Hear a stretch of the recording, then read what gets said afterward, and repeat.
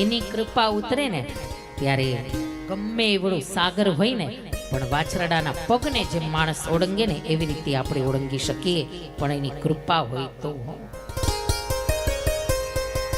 એટલે સંતોએ કહ્યું ને, યત કૃપા તમહં વંદે, એની કૃપા જો હોય ને તો મુખમ કરોતિ વાચાલમ પંગુમ લંઘયતે ગિરિમ.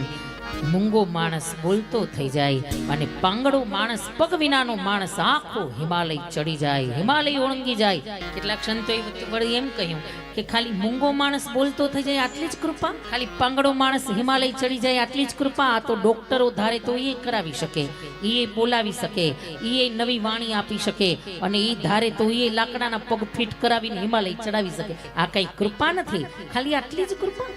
મહાપુરુષોએ બહુ સુંદર આધ્યાત્મિક અર્થ બતાવ્યો કે મુકમ કરોતિ વાચાલનો અર્થ છે ખાલી મૂંગો બોલતો થઈ જાય એમ નહીં, સ્વાર્થ ભરી વાણી બોલતો માણસ પરમાર્થ ભરી વાણી મંડે બોલવા, આ ખરેખર કૃપા એને કહેવાય.